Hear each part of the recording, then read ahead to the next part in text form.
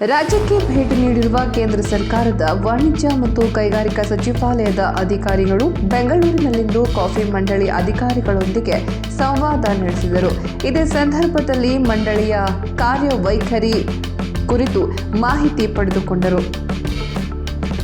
ಮಂಡಳಿಯ ಮುಖ್ಯ ಕಾರ್ಯನಿರ್ವಹಣಾ ಅಧಿಕಾರಿ ಎಂ ಕೂರ್ಮಾರಾವ್ ಕಾಫಿ ಮಂಡಳಿ ಬೆಳೆದು ಬಂದ ಹಾದಿ, ತಂತ್ರಜ್ಞಾನ ಅಳವಡಿಕೆ, ರಫ್ತು, ಸಂಶೋಧನಾ, ಮಾರುಕಟ್ಟೆ, ಉತ್ತೇಜನ, ನವೋದ್ಯಮಕ್ಕೆ ಪ್ರೋತ್ಸಾಹ ಸೇರಿ ಇತ್ಯಾದಿ ಕಾರ್ಯಚಟುವಟಿಕೆ ಬಗ್ಗೆ ಮಾಹಿತಿ ನೀಡಿದರು.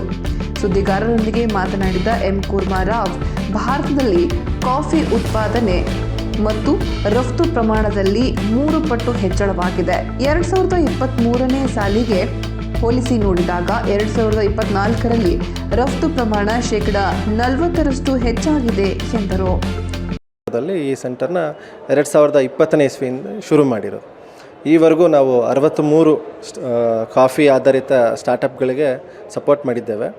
ಸೊ ನಮ್ಮ ಕೇಂದ್ರ ಆಫೀಸ್ ಬಂದ್ಬಿಟ್ಟು ಬೆಂಗಳೂರಿನ ಕಾಫಿ ಬೋರ್ಡ್ ಮಂಡಳಿಯ ಪ್ರಧಾನ ಕಚೇರಿಯ ಫಸ್ಟ್ ಫ್ಲೋರ್ನಲ್ಲಿದೆ. ಇಲ್ಲಿ 10,000 ಚದರಡಿಗೂ ವಿಸ್ತೀರ್ಣವಾದ ಒಂದು ಕೇಂದ್ರ. ಇಲ್ಲಿ ಅತ್ಯಾಧುನಿಕ ಲ್ಯಾಬ್ ಮತ್ತು ಕೋವರ್ಕಿಂಗ್ ಸ್ಪೇಸ್ ಮತ್ತು ಮೀಟಿಂಗ್, ಕಾನ್ಫರೆನ್ಸ್ ರೂಮ್ಗಳಂತ ಎಲ್ಲ ಫೆಸಿಲಿಟೀಸ್ನ ನಾವು ಈ ಸ್ಟಾರ್ಟಪ್ಗಳಿಗೆ ಕೊಡ್ತಾ ಇದ್ದೇವೆ. Coffee grower from Kodagu. So ನಾನು ಬಂದುಬಿಟ್ಟು ಇಲ್ಲಿ ಕಾಫಿ ಬೋರ್ಡಲ್ಲಿ ಇನ್ಕ್ಯುಬೇಟಿ ಆಗಿದ್ದೀನಿ.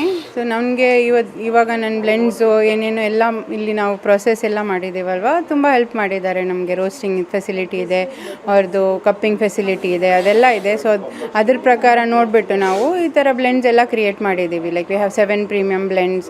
ದೆನ್ ನಮ್ಮದು ಫರ್ಮೆಂಟೆಡ್ ಲಾಟ್ಸ್ ಎಲ್ಲ ಇದೆ, ಕಾಫಿ ಫರ್ಮೆಂಟೇಷನ್ ಎಲ್ಲ ಮಾಡ್ತಿದ್ದೀವಿ ನಾವು. ಅದೆಲ್ಲ ಬಂದುಬಿಟ್ಟು ಇಲ್ಲಿ ನಮಗೆ ತುಂಬ ಹೆಲ್ಪ್ ಆಗಿದೆ coffee ಬೋರ್ಡಿಂದ.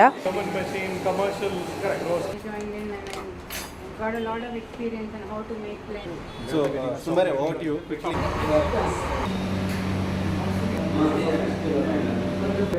Food famous is that? Yeah.